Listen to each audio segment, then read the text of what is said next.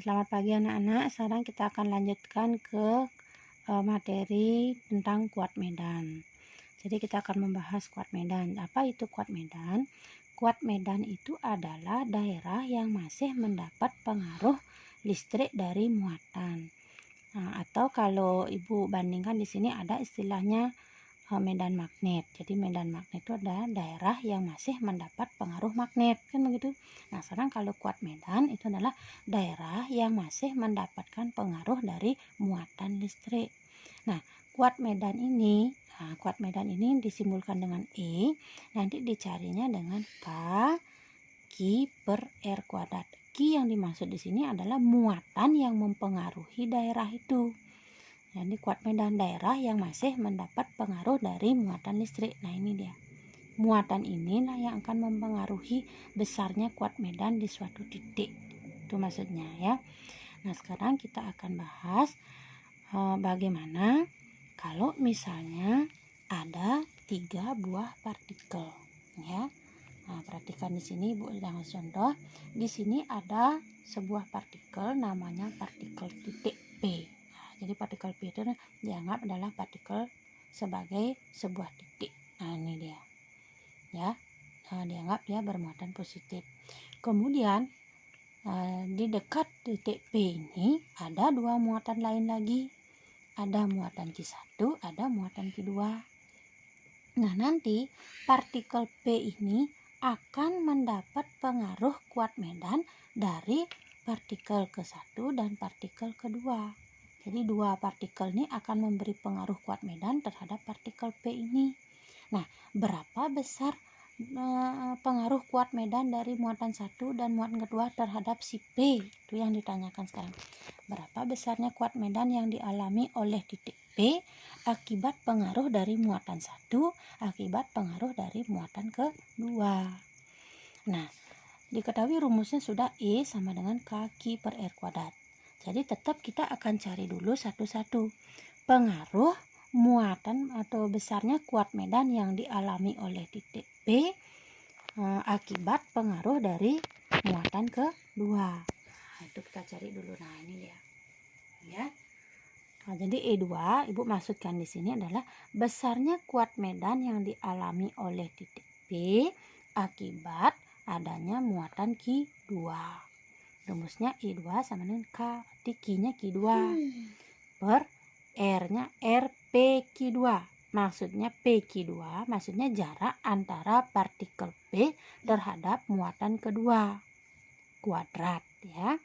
Nah, kita masukkan sekarang muatan kedua. Berapa besarnya muatan kedua? Muatan kedua itu ternyata besarnya adalah muatan keduanya ini 2 ya. Ini muatan 1. Ini muatan keduanya adalah 2 kulom. Berarti kita masukkan Q2-nya adalah 2 kulom. Kemudian jaraknya ini P, ini partikel kedua atau muatan kedua. Berarti jaraknya ini 1 meter ya. Ini 1 meter ya, tinggal masukkan 1 kuadrat. 2 dibagi 1 kuadrat kan 1. 2 dibagi 1 2K. Tetap nih, simpan. Nah, sekarang kita akan mencari berapa sekarang kuat medan yang dialami oleh titik P akibat muatan pertama. Cari lagi. Ibu beri nama E1 dia. Nah, jadi K Q1 per R PQ1 kuadrat. Jadi maksudnya RPQ1 itu maksudnya jarak antara partikel titik P terhadap muatan pertama. Ini tetap ini. Perhatikan Q1 berapa besarnya? 1 kulom ya. Nih sudah 1 kulom. Jarak P terhadap muatan pertama, ini dia. P terhadap muatan ke-1. Ini dia. Dari sini ke sini 1, dari sini ke sini 1 lagi. Berarti total dari P ke muatan per-1 adalah 2. Nih dia. 1 tambah 1 berarti 2 jaraknya. Makanya di sini masuk 2 kuadrat.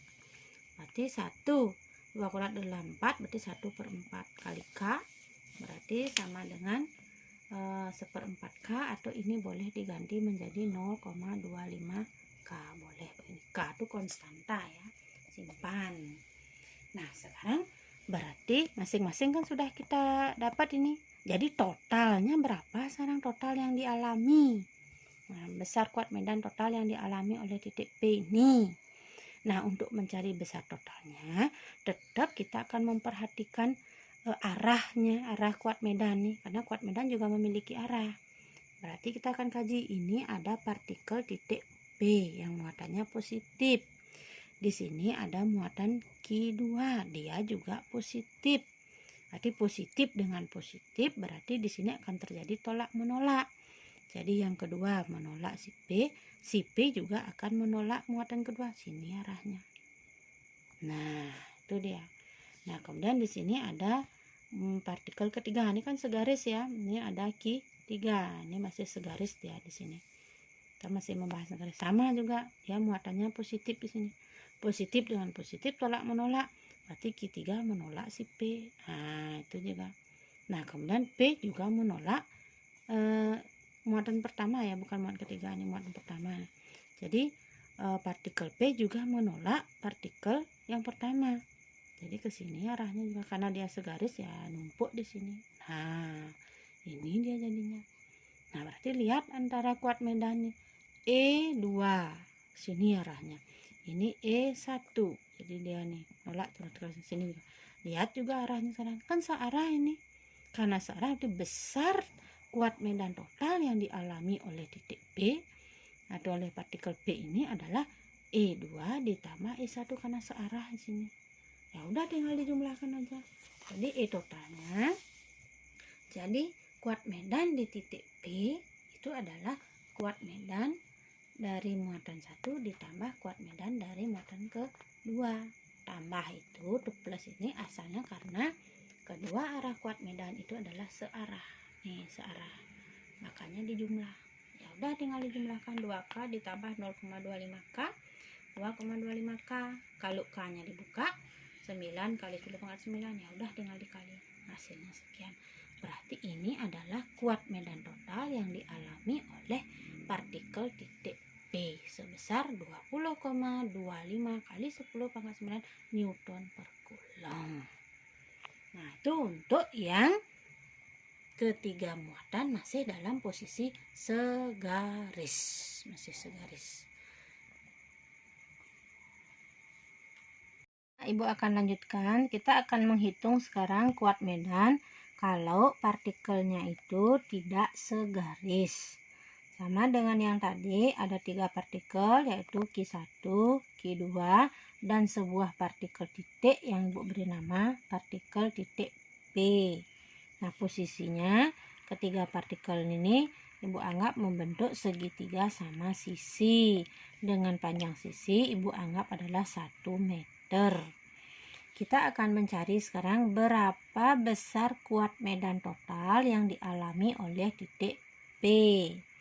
Berarti sama dengan yang tadi, kita akan cari dulu berapa besarnya kuat medan di titik P akibat dari muatan Q1 dengan menggunakan persamaan ini ya, sama dengan yang tadi. Jadi kuat medan di titik P akibat dari muatan ke-1 itu adalah E1 K Q1 per R P Q1 kuadrat. Maksudnya jarak dari partikel titik P terhadap muatan ke-1 yang Ibu bilang tadi adalah 1 meter, karena ini segitiga sama sisi. Ini 1 meter, 1 meter, ini juga 1 meter. Kita tinggal masukkan, dimana muatan ke-1 besarnya 2 Coulomb ya, jadi 2 per jaraknya di sini 1 kuadrat K, berarti dapat 2K. Jadi kuat medan yang dialami titik P akibat muatan 1 sebesar 2K. Simpan. Nah, selanjutnya kita akan mencari besar kuat medan yang dialami oleh titik P akibat muatan kedua. Rumusnya sama ya. Rumusnya sama. Ya, rumusnya sama, berarti di sini tinggal memakai Q2. Nah, Ibu ganti dulu ya, Q2 per R. Jadi R-nya ini adalah R antara P terhadap Q2 kuadrat. Ini sebesar K. Nah, kemudian Q2-nya nilainya adalah 1 Coulomb dikali 1 per jaraknya adalah 1 meter. Ini ya, ini sama ini 1 meter. Berarti 1 meter kuadrat. Nah, 1 meter kuadrat berarti 1 dibagi 1 kan 1K dia tetap. Ini dia. Nah, sekarang tinggal mencari totalnya aja sekarang. Nah, karena dia membentuk segitiga sini, kita gambar dulu. Nah, ini Q2. Ini Q3, tuh muatan ketiga. Ini muatan P-nya di sini. Ini muatan P. Nah, jadi Q2-nya ini kan positif dia. Q2 positif. Partikel P juga positif. Berarti terjadi tolak menolak juga. Jadi arah kuat medannya kalau ini menolak, si P menolak Q2. Nah, buat dulu begini misalnya. Berarti kalau menolak kan segini dia. Ini dia. Ini kuat medan yang disebabkan oleh muatan kedua. Sama juga sekarang ini. Partikel titik P positif, partikel ketiga juga positif. Berarti nah kan ini awalnya karena dia menolak menjauhi dia ke sini arahnya. Nah, berarti ini adalah kuat medan akibat kan 3 ya. 1, Ibu lupa aja terus nih. Jadi kuat medan yang disebabkan oleh muatan ke 1. Nah, ini dia. Lagi kembali seperti tadi, ini bentuknya adalah seperti vektor, yaitu kedua vektor, penjumlahan vektor jika kedua vektor itu membentuk sudut. Nah, ini dia. Berapa besar sudutnya? Sudut sini ini theta ini berapa besarnya ini? Ya udah, ini kan sudah Ibu bilang juga ini segitiga sama sisi. Berarti 60 sudutnya ini juga 60. Ini sama ini berseberangan, berarti sudutnya ini 60 derajat. Penjumlahannya menggunakan penjumlahan vektor yang membentuk sudut dengan rumus F sama dengan dengan rumus F sama dengan akar F1 kuadrat ditambah F2 kuadrat ditambah 2 kali F1 dikali F2 cos theta. Ini rumus vektornya. Nah, sekarang tinggal kita ganti. Yang kita jumlahkan sekarang kan adalah kuat medan. Caranya kita mengambil seperti penjumlahan vektor. Jadi namanya ini kuat medan. Tinggal kita ganti sekarang. Ada kita ganti seperti ini.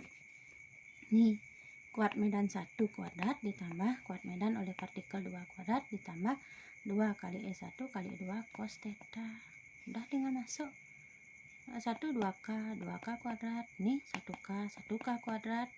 Tambah 2 kali 2K dikali 1K cos 60. Ini dia. Udah 2K 4K kuadrat, 1K kuadrat, 2K kuadrat. 2 kali 2 kali 1 kan 2, K kali K kuadrat. 2 kali 2 kan 4 ya, 4 kali 1 4. 4 K kali K kuadrat. Cos 60 setengah. 4 tambah 1 5. Kemudian 4 kali setengah 2, berarti 5K kuadrat tambah 2K kuadrat 7K kuadrat akar berarti 2,65K. K nya dibuka jadi 2,65 dikali 9 kali 10 pangkat 9. Kalau dihasilkan itu dikalikan 23,85 kali 10 pangkat 9 Newton per Coulomb. Berarti besar kuat medan total yang dialami oleh titik P ini, jadi E totalnya sebesar 23,85 kali 10 pangkat 9 Newton per Coulomb. Nah, begitu caranya, Dada.